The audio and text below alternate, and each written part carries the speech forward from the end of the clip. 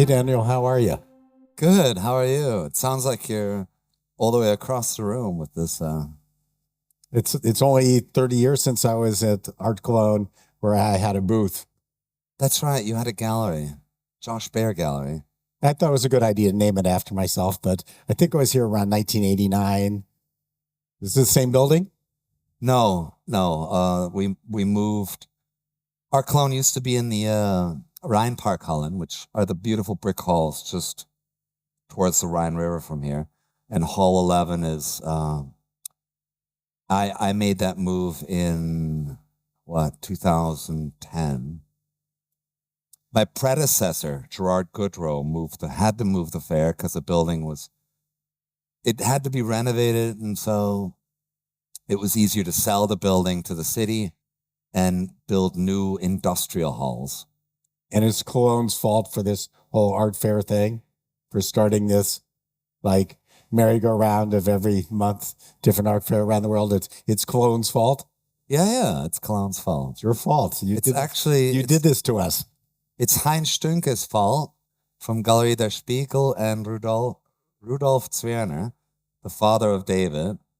They both had galleries in Cologne and came up with the idea to do an art fair.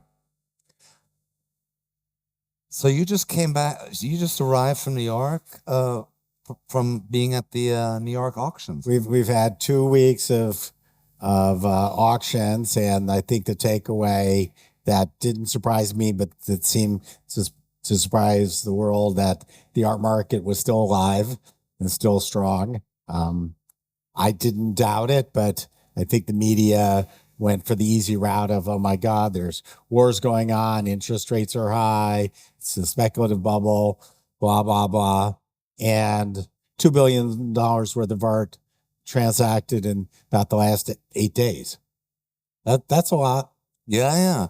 I looked at some of the sales results from the big auction houses, and it struck me as okay. I mean, there were a lot of works that were bought in, but most works fell within the estimated values. So it wasn't. I mean, I read one article that said that the auctions were lackluster.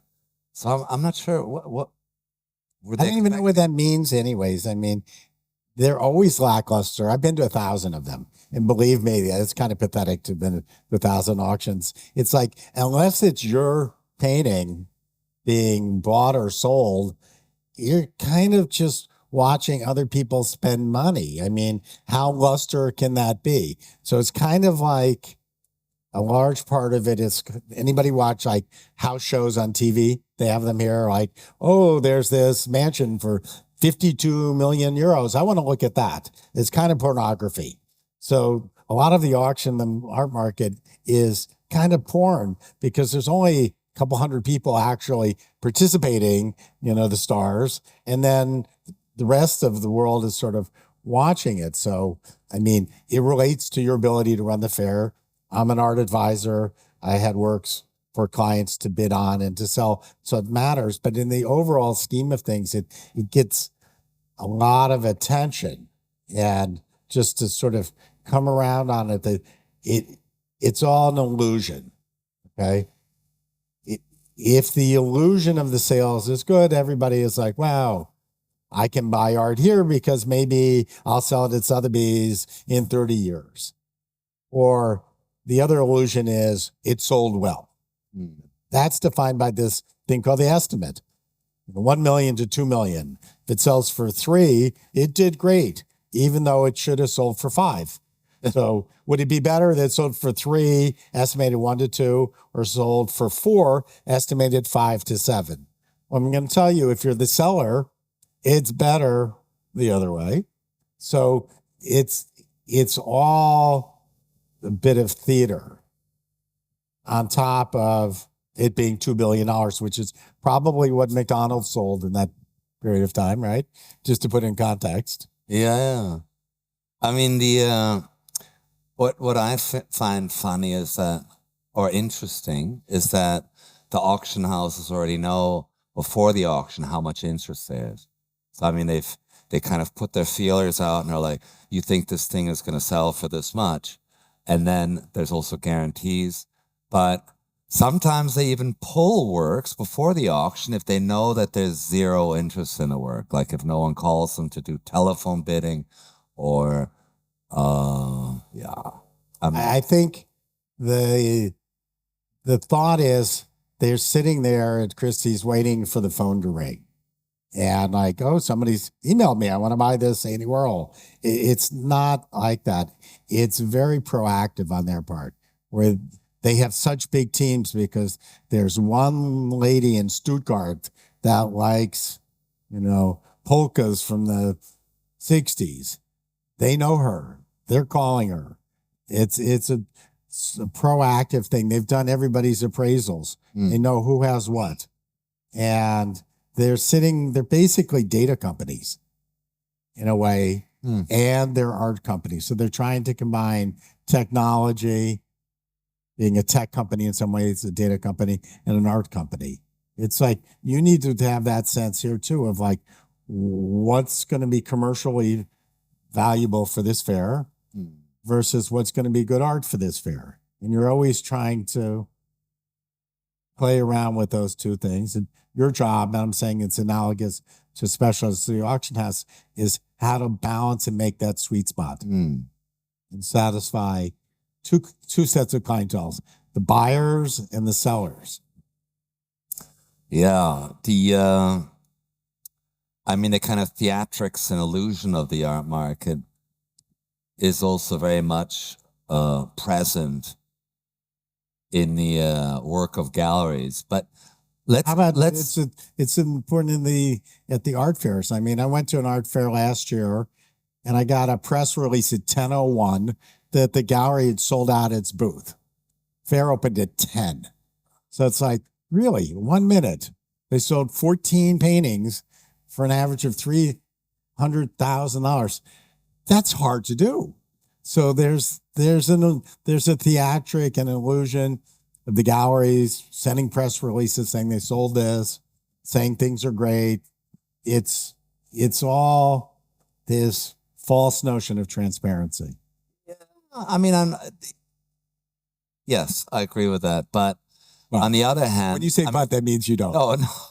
No, but I do know of one very important gallery that here comes to Cologne, and they've been in discussion regarding works, and the collectors come to the fair and they look at the work and then they say, yes, I'll take it. It's like, I want it, but I really want to have a look at it in person before. That old-fashioned thing of let me see the artwork before we buy it. Yeah. That's generally a good rule of thumb.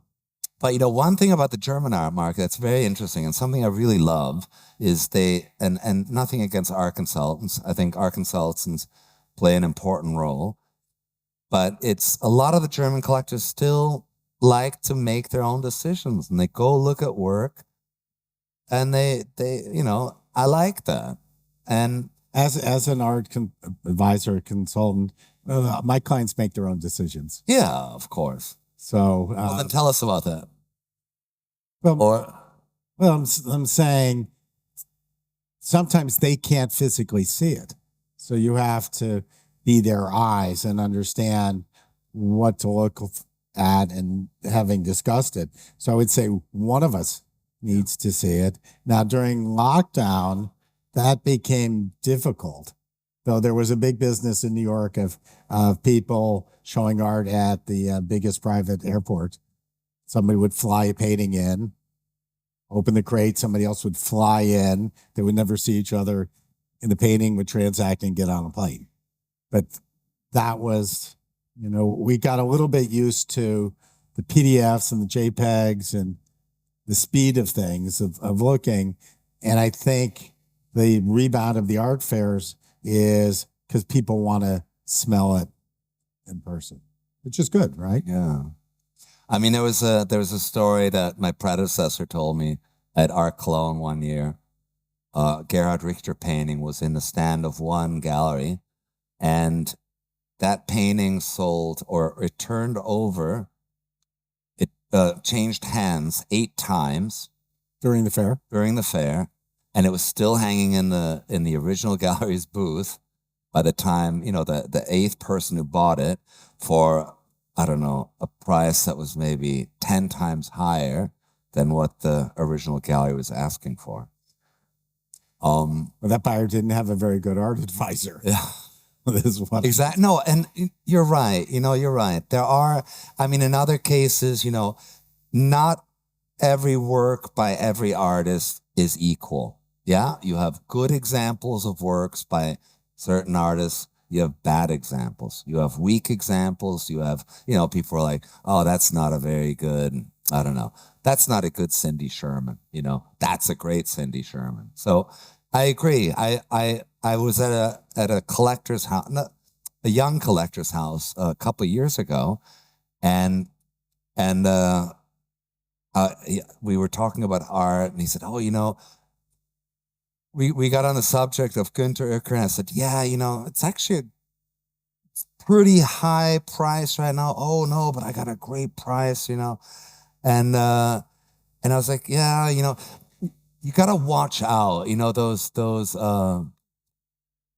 There's a certain series of prints, Prägedruck, where it's not drawn, but and you really have to watch out with those because they tend to be overpriced.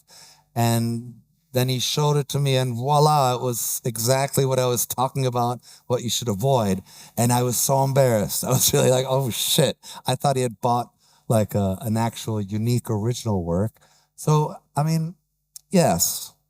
There are good reasons to have an art advisor. Well, we have so much more information readily available that makes us believe we're educated. So we're highly informed, but we're not necessarily that educated. And it's, again, issues of quality, issues of condition, for me, history and when something was made. And I think, you know, we all have a way that we look at art. So how do we start? You know, it's like shifting a little bit, but it's like I look at when something was made, the history. My wife looks at the beauty. Okay. Both valid ways. And then we sort of start winding our way to see if we can get to the same place. I think, you know, you walk through here, there's thousands of pictures. How do you process all this? What are you looking for? What information are you taking in? And more importantly, how are you getting your information? So in terms of that, people who collect art can be really incredibly siloed in their knowledge. They know everything about Günter Uecker, the good year, the bad year, what it means, and then you mention another artist, they go, who's that? And that's normal for a collector because they have jobs. Now, if you're a gallerist or a critic or a curator, you need to also be broad. So it's like, how do you get all that information? There's millions of artists. There's billions of galleries. I mean, how would you sort through that? It's like, you need to actually think this through as advice, like, what am I doing? I mean, how am I even walking around here? Do I go down the middle areas? Do I try to find things I already know about? Am I looking for just something that grabs my eye? How do you process that? I mean, how do you do it when you walk in a fair? What do you do? Well, when I walk through the fair, I look Not your fair, a different fair. Oh, when I look at different fairs, well, it's hard to kind of get to. I like to, like, all right, let's talk about, I think everyone can relate to this. Basel. It took me about 15 years of visiting Art Basel to finally figure out how to navigate the fair layout to see everything. Because I would always do the circle on the inside, and then I'd do the circle on the outside, and then I'd kind of hit, bomb the specific galleries I wanted to go visit and say hi to. And that was it. And I finally figured out you just start in one corner, you go all the way up, and you zigzag your way back and forth. And you'll actually get through it. Which floor do you start on? There's the super expensive stuff versus the very That expensive depends stuff? what I'm wearing. All right, so if you're wearing a suit, you start with the less no, expensive. if I'm wearing a suit, I go downstairs to the modern. If I'm wearing jeans and a t-shirt, I go upstairs to the contemporary. I'll go to Lista. If I'm really casual, if I'm wearing a suit, yeah. I mean, it kind of does, but it's also the days. I don't like to go By to the the way, wearing a suit is a giveaway that you're not a buyer. Just so you know, it's the guys with the sneakers that cost $800. The jeans, they're not ripped. Those are the buyers. So the suit, you're either an art advisor or you're just like got dressed up for the fair. Andrew Krebs told me a story once at the Armory show when it was on the piers. So Andrew Krebs is a New York gallery. Started in the early mid '90s. Anyway, he said this really poorly dressed man in acid washed bell bottoms and a kind of a dirty T-shirt came into his booth with a Russian accent, and he's like, how much is this work? And he's like, good, I'll take it. And he's like, well, where should I send? He's like, can I take it now? Can I ship it now? And he's like, yeah, sure. Where to? And he's like, and he pointed to a boat through the windows into the Hudson River. And it was a mega yacht. And he's like, there. And it was just so, it is right. You never know who are the buyers. And it's in LA. I remember doing the Art LA fair. It was kind of a lull. There were just people around me, and I was kind of standing there bored. And I saw this kind of lost looking woman and a couple. They looked really like average Americans, kind of lost. Like they really looked lost. And I figured they were looking for the toilets. And I went to them and I said, can I help you with anything? And I really felt like I was doing them a huge favor, like telling them where the toilets are.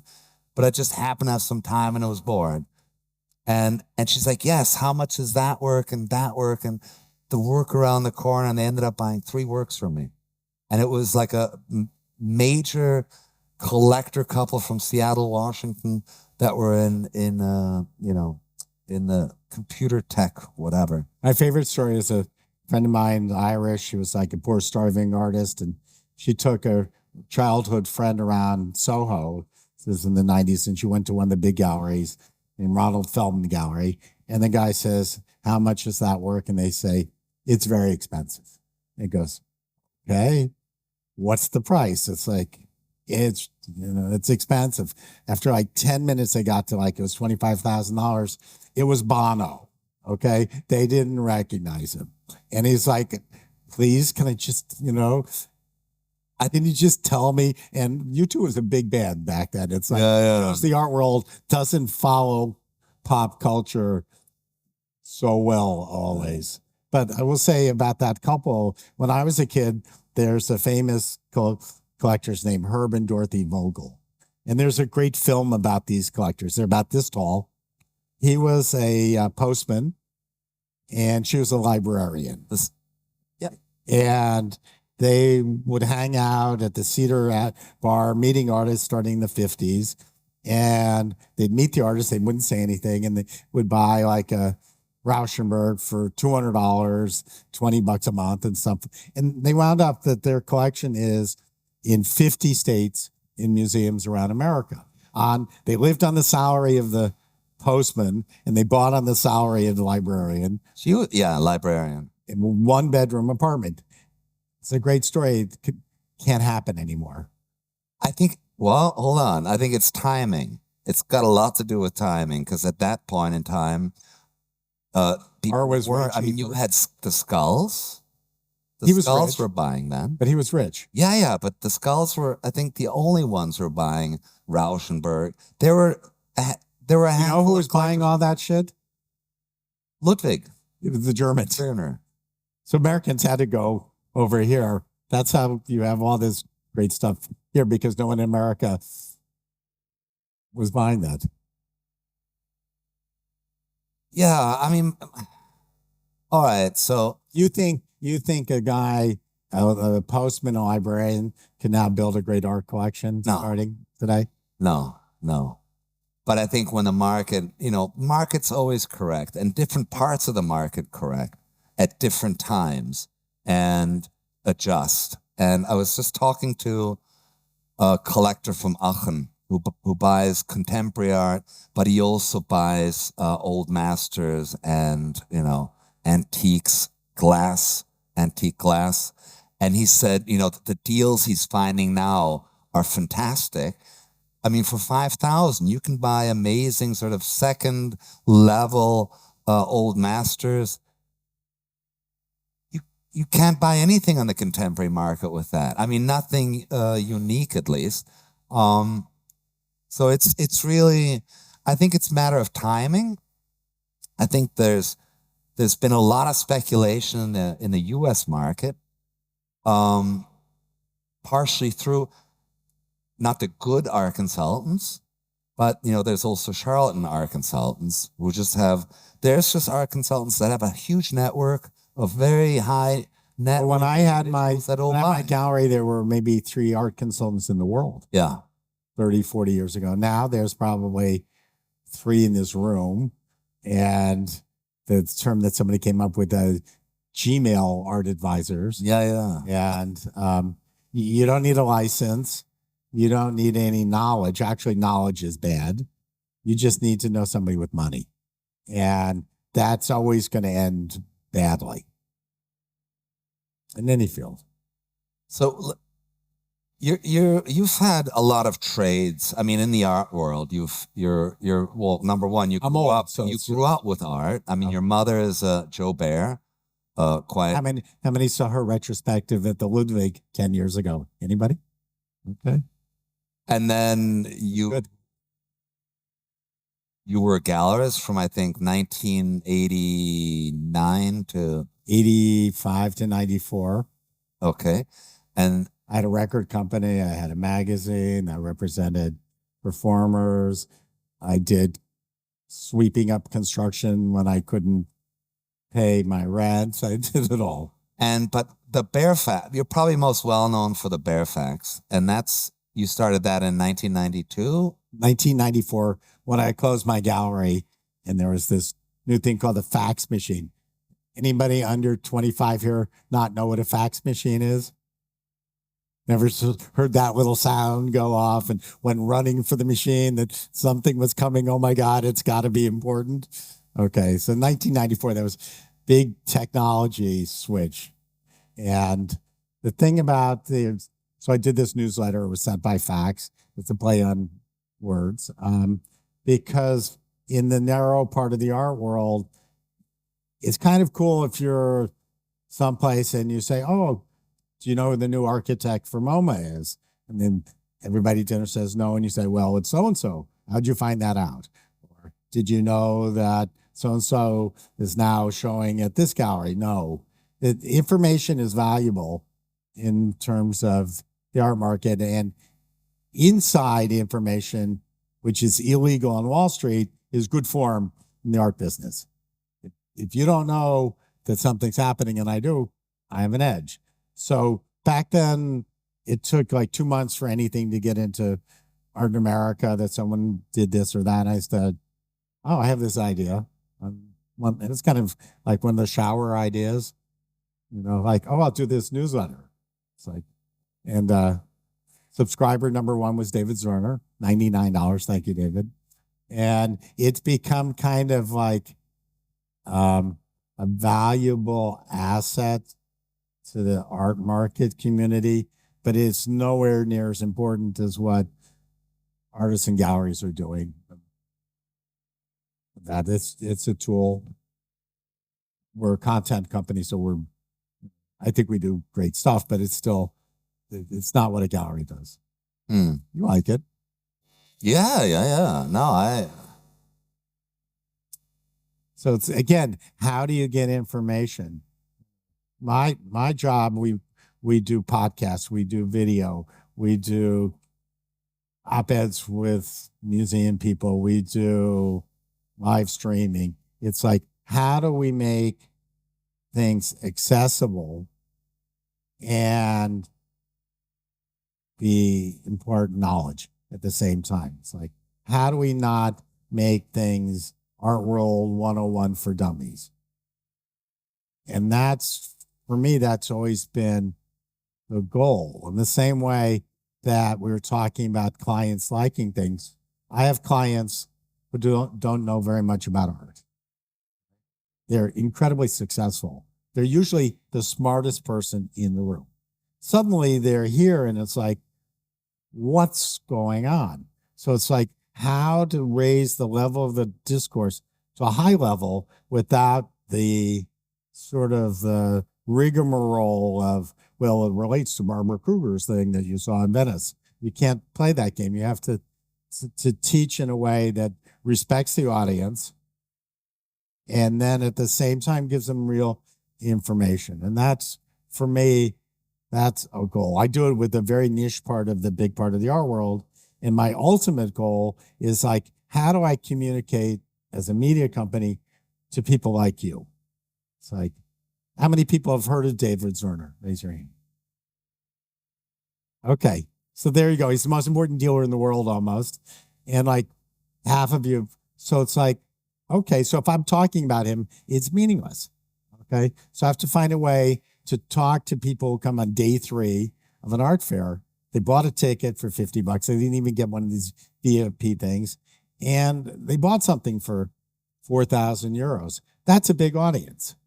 That's different than the audience that's buying the, $100 million Picasso. So I have that $100 million Picasso audience, but it's also my goal is how do I communicate better to groups like this? That's why I do events like this, to try to like reach out and say that there are ways to learn. Mm. Definitely. Was there a question? No, I mean, I would say, I think it's great how, I mean, the Bare Facts was always kind of this insider thing, sort of like the professional to professional within the art world. And I think it's fantastic how you've kind of turning it around and opening it up to a broader audience. And I think that's, I mean, to making, the podcasts, social media, all of that is quite, I think that the content's really great. So I think that's that kind of development. Well, the internet has changed how we get information and news. So people don't even buy the newspaper anymore. So how do we compete with a 24/7 news cycle? It's harder now than it was for a media company. So you have to provide something that's sort of specific there. I think you have the same challenges. Like, how do you provide for yesterday? Yesterday was the VVIP. It's like for them. And how do you provide for today? Both for the galleries and for the viewers. It's a challenge. It's pretty interesting.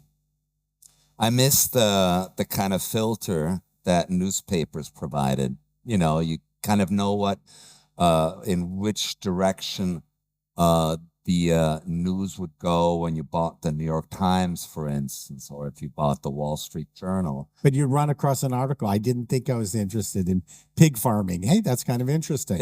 You don't have that when you're scanning on your phone and that. So discovery is become more difficult because we're saturated with information. I think it's also about believability.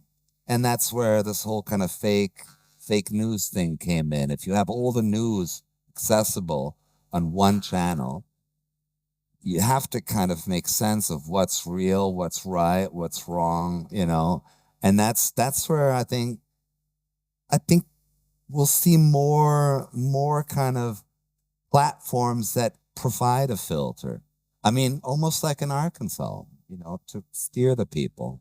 And I think that's super. I think, again, how do you get information? How many galleries are there here? 170. 170. So if you spent 3 minutes in each one, you'd be here almost 7 hours. 3 minutes in each. And if each one has 20 works of art, let's see, 20 into 3 minutes. That's what maximum, like 8 seconds of work. Undoable. Okay. Same with going to Documenta. They got like 900 hours of video. I'm there for a day. How am I supposed to go look at that show? If Documenta is ever going to happen again, but that's another story. But it's like, so how do we go about it? Do we go to what we already understand? Do we go? I mean, for me, I do something different. It's like, there's most of it's noise. Most of what's here is noise. Most of what's being sold here in 20 years will be worth zero. Okay. That's just a reality. So it's like, for me, I'm trying to like tune the noise out. So it's like focusing on things that are great. That's my way. Other people are here for different reasons. How much is a ticket? A ticket? Yeah. Oh, I'm not sure, to be honest. It's worth Marcus, what's costing a ticket? €30. That's €30. I'm sure there's exceptions for schools and things like that, but have free access. But actually, that's pretty good value for €30. So like, you can ask a question, you can look at it, tell me about that work. How much is it? Somebody will talk to you. I mean, it's a great deal. It's funny that you mentioned Ronald Feldman, because I think Ronald Feldman was the only gallery in Basel who was ever kind of mean to me and refused to tell me the price of something, or just kind of shrugged me off like I was some young idiot, which I probably was at that time. Listen, I think they should, at an art fair, you have to be a little bit more open to the prices. I went into a gallery in Basel and I said, how much is that Richter? And it says, sold. I said, that's okay. How much were you asking? And they just refused to tell me. And I said, I've got 8 of them that I'd like to sell, but you're rude. And I walked out and they started chasing me. I said, I don't want to talk to you. You're standing there, it's not in your back room or in your house.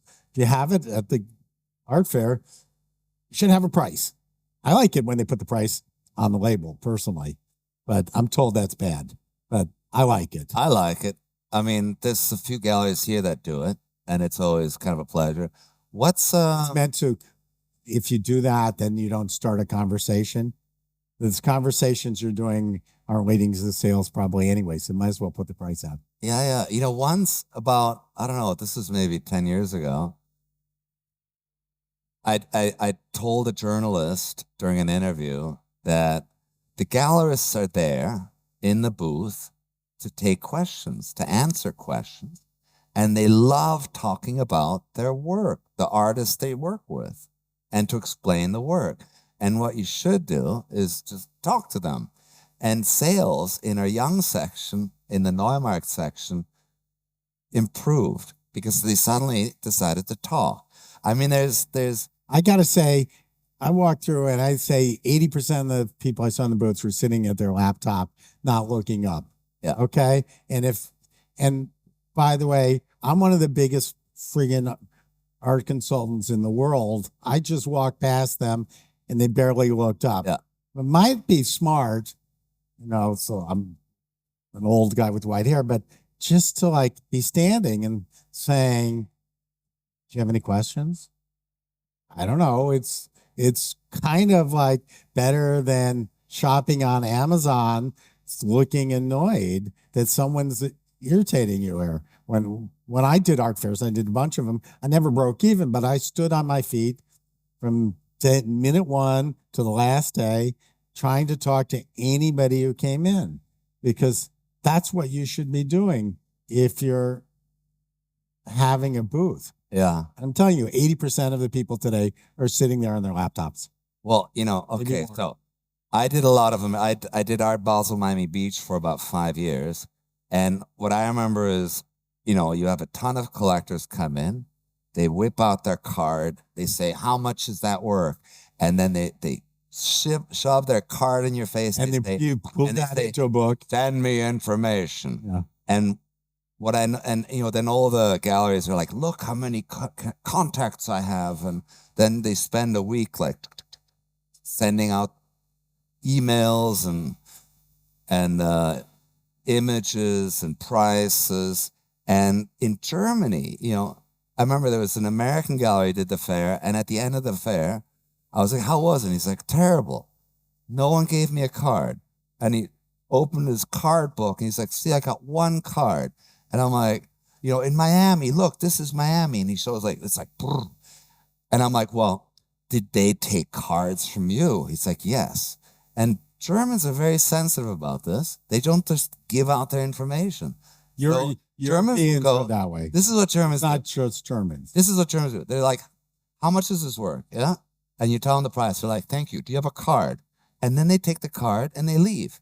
And then the gallery is like, oh, I can send you a PDF. Would you like me to send you a PDF? Are you sure you don't want me to send you a PDF? And it's like, no. And then 3 months later, they'll get a phone call and they'll be like, is that work still But available? it starts with like, hi, I'm Josh. And they say, nice to meet you. And they don't tell their name because your name as a European, my wife is European, is a very important thing. I mean, this is a culture in Europe of aristocracy, and your name defines you as to where you come from and who you are. So you don't want to play that card. In America, what defines you is what you do and how much you make. Okay. So your name doesn't matter because it's a new country. So the Europeans just not going to tell you That's true. that, oh, my name is Arnaud. Okay. Or my name is Von, we've got some people in here that have some titles. A friend of mine was here earlier. That matters in Europe. So it's partially that. Wow. It's a remnant of aristocracy. Is it rude in the U.S. when you meet someone to ask them what they do? They tell you. Like, that's right. Yeah. Hey, I'm Josh Baer. Did you see my G5 at the airport? I'm like, did my article in Forbes. Here's my card. Send me info. It's a completely opposite kind of thing. And it's easier in some ways, but it's just different. So what's the mood like in New York, to change the subject? The reason I brought up the auctions was to kind of what's going on in the art world. You're one of the most well-informed people in the art world in New York. What's your, how do you think it's, well, there's dire? Do you think it's going to be? Well, there's the geopolitical situation. I mean, let's be honest. We're here looking at beauty, trying to see spiritual things, and there's shit out there that's not, it's real. So that's either people have become a little bit immune in the last 2 years on one war, or 1 month, depending on how you define things, in another war. So there's been a sense of shock. And it's waning for some and not waning for others. We certainly in America have an election coming up, and that's just going to get worse and worse. And we're in a point now where people aren't really talking to each other. And within the art world, just in the world. Wow. So I think that's this cloud that's hanging over any of us who have multiple, can walk and chew gum. So I think there's that now. Art is a funny thing. I often tell people everything about, that's why people who come in who are new to it have a hard time. Everything about the art market in the art world is counterintuitive. So while war's going on, don't buy art, okay? There's something beyond retail therapy that's going on too. I mean, during a war, some people go buy sweaters. I feel better. They go out they drink more, they party, and people buy art. One reason is just to preserve this illusion that things are normal. But I think there's also a desire to be a part of something bigger. A friend of mine I'm sort of stealing his line from my next podcast, but there's a notion of trying to connect to things beyond ourselves in a troubling time. And art can be something like that. So that's going on. You've got macroeconomic things going on. And volatility, the things, as you said before, things are always correcting. They're correcting like the stock ticker every day for every artist. So there's pretty much a lot going on. It's just more people, more artists, more galleries, more fairs, more art advisors, less critics. But it's like, we're like, I mean, I'm we had this kind of parking crisis yesterday because of the train strikes throughout Germany, all of Germany. Was there a big game on last night that they wanted to watch? All the strikes are out. Or they didn't strike. Sorry, there was a game. The trains were out anyway. There was no train movement anywhere in Germany. So that meant people from Frankfurt, the cities that are like an hour and a half by train away, many of them didn't come. And then you had a Madonna concert yesterday over here in Langnetz, not too far away. And yeah, all the parking was, everyone came with car. There was a lot of traffic. It was a nightmare. 3 days ago, my director of the fair told me, chances are there's going to be a volcanic eruption in Iceland in the next 2 days. And we had that in 2010, where all the galleries arrived, and the day after, during setup of the fair, there was a volcanic, I think it was called I Want a Yogurt.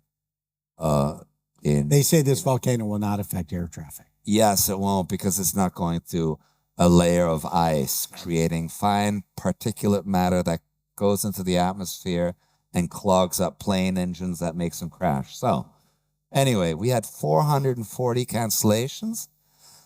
It was my second edition of Art Cologne. And the way the art world kind of works, collectively, it gets excited about something. It reads about something, not just in Germany, but worldwide. And we had 440 cancellations from Americans to visit the fair. And that meant they lost their plane flights because it was a natural disaster. They didn't get their money refunded. And they did not return in 2011. They didn't come back the next year. It was like a moment we just lost that got flushed away. Everybody complains about the Americans. Everybody complains about Americans from New York. But in fact, everybody, oh my God, there's somebody here from New York doing a talk. Or, oh my God, where are the Americans? Are the Americans here? It's like it's a love-hate thing. I do believe that America is the biggest part of the art market. Second, the Chinese.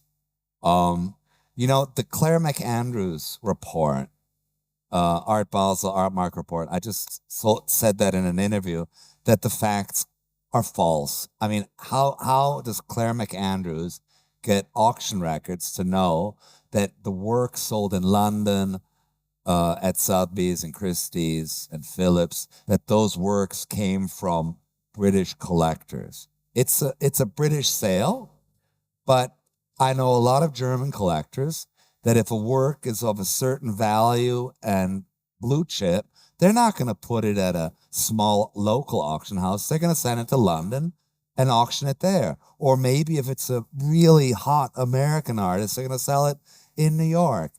And so if a European collector sells a work through Sotheby's in London, and then Sotheby's sells it to a Chinese collector, how is that? And then they say, well, Sotheby's has, I think, Britain, where's Britain in that? 2%. Germany has 2% of the global market. France has 3% of the global at auction. No, just according to this is gallery sales, this is auction sales.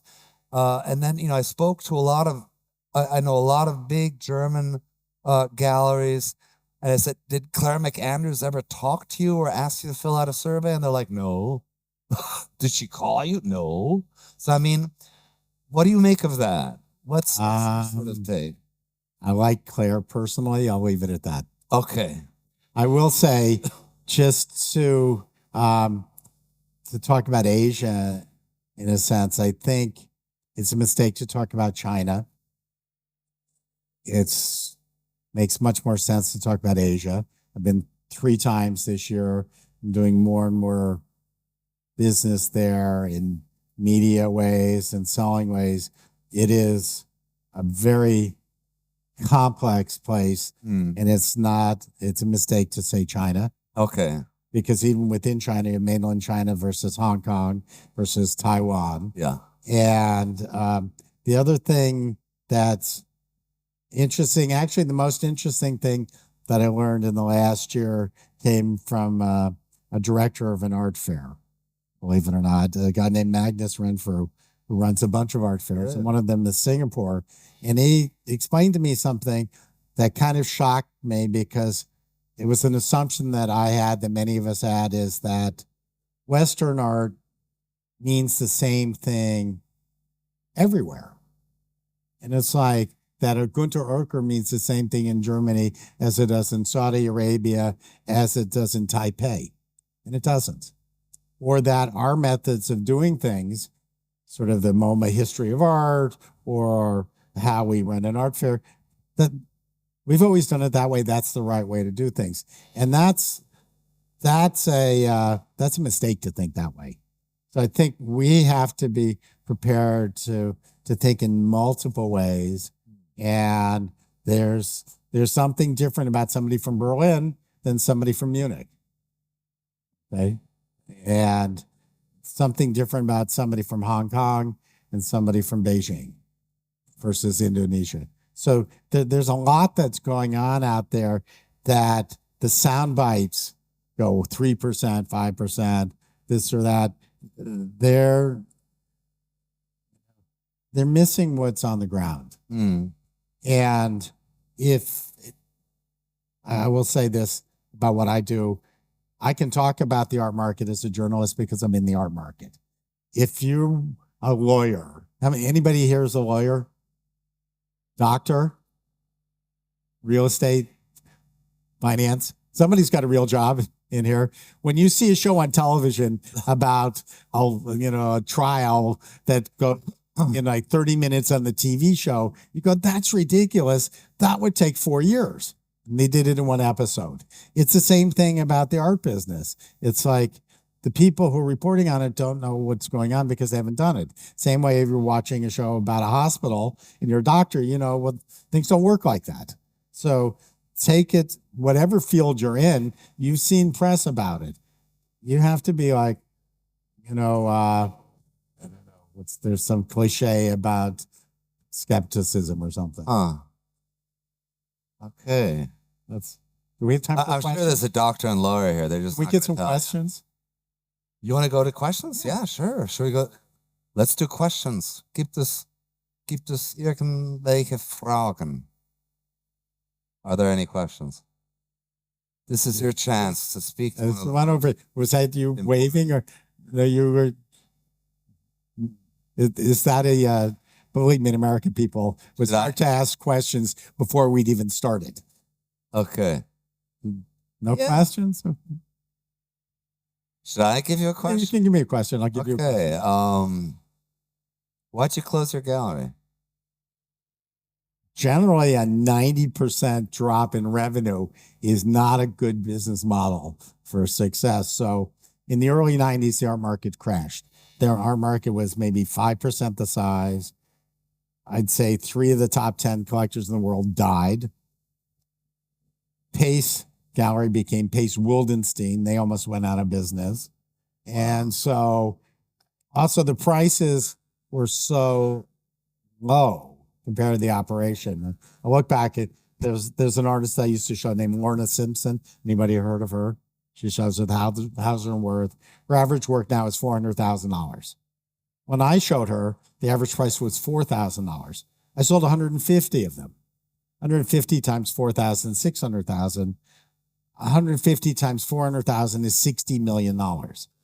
So the revenue that you can make to sustain your business is so much higher now, and the fixed costs haven't gone up the same amount. So it was, I mean, that correction of the early 90s, or the art market crash, it was really, it really had a terrible effect on Cologne, on Art Cologne, because it happened at the same time that the art market, that the country was reunified. Suddenly you had a new center in Berlin and a new generation. I mean, generations do have an impact as well. What for one generation is the establishment, the doors are kind of shut for the new generation. So the new generation has to do their own thing. But 90% of like restaurants go out of business. Yeah. 90% of galleries after 5, 10, 20 years go out of business. It's a natural phenomenon. The work is so hard, the pay is bad, and it's just that part of, then there's a new generation that comes and says, well, I can do that. And they don't know anything which is useful. I mean, when I opened my gallery, I didn't know anybody who collected art. Anybody think that's a stupid idea besides me in retrospect? But I was young and naive. It's like, okay, I know a bunch of artists. I'll do that. It's like, right now you would start with, well, I know a bunch of rich people. I'll open a gallery. That's not a good reason. So it's a different time. But young people filter it through. Cool. Well, seems I got busier. Seems over there, sir. The 5 o'clock talk is like, Is there another talk? Okay? I'm good. We can keep going. Oh, sure. Okay. So, which artist did you represent? Or who was your most successful artist that you worked with in retrospect? I'll start it because I always see the bad side. Some of the best shows I ever did, no one asked the price. So there's an important artist in America who died a long time ago named Gordon Matta Clark. Oh, yeah. It's like I did a show. No one had done a show in a gallery in 20 years. So I do this show and I working with the widow and I have all these great objects. Now they sell it 100 times what I was asking then. No one, in 6 weeks, no one said, how much is that drawing? Okay. That's like, I'm proud of that show. So I did another show, a guy named Jamie Reed. It was all the original artwork for the Sex Pistols. The original God Save the Queen, not the poster. No one asked the price. So those kinds of things, success is internal. I would say the projects that I'm most proud of working on was an artist named Chris Burden, who very important artist. He died maybe 5 or 10 years ago. And I worked on projects that he just had a little tiny conception and I got them built and installed and into museums. So I think I'm proud of like the hundreds of museum shows that I helped artists do, managing careers of artists. That's important. Right now, galleries are pretty much sales platforms. That's their role. The artists now sort of take care of their own business. They might have managers. There's a big ecosystem there. They can take care of things themselves because they can have a big staff. So the gallery's role is twofold. One, to do an exhibition so all your artist friends can see it, and to sell. And the role of the art fairs changed. When I was doing art fairs, my artists were like, why are you doing that? It's like, now they'd be like, what do you mean you're not taking my work to the fair? And I never broke even on an art fair. I saw it as marketing and advertising. Now it is a critical part of the business model for staying in business, is doing the right number of art fairs with the right work to make sure it's Christmas yesterday. Interesting. The yeah.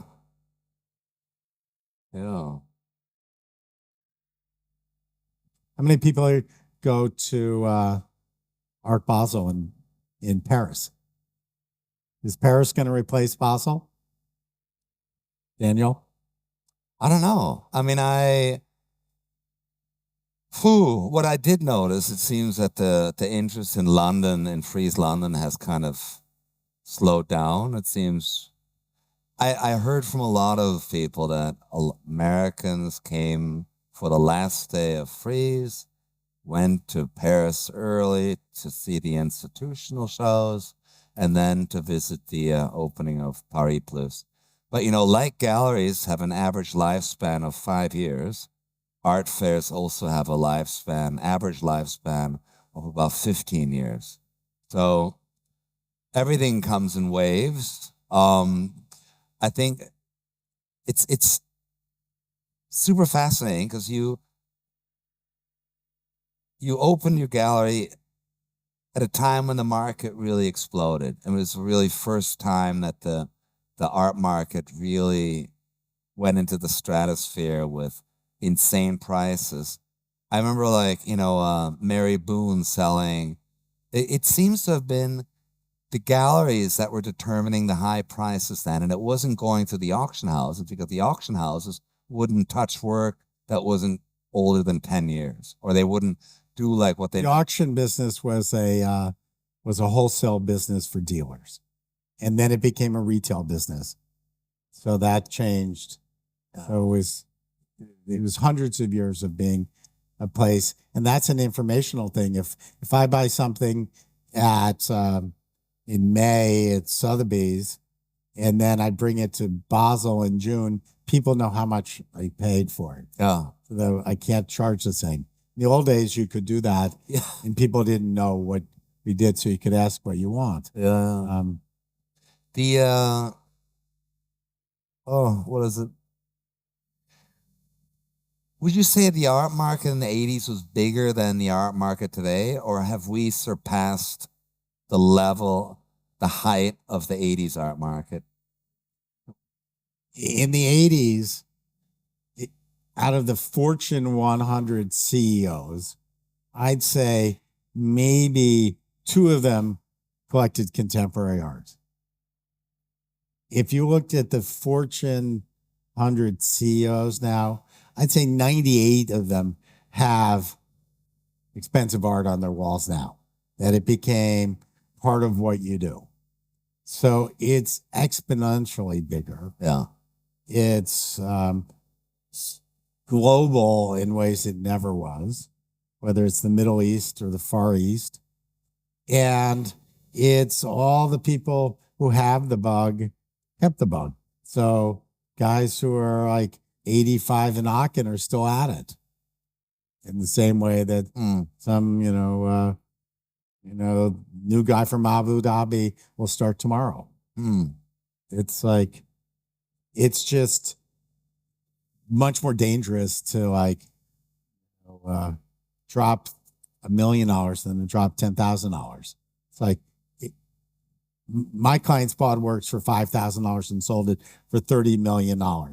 If you think that's going to happen again, you're wrong. On the other hand, you can spend a lot of money poorly. And it's much more of a economic game than it used to be. We're getting a signal. Okay, I think now comes the next talk. So okay, thank you. Hey, thank you, Josh.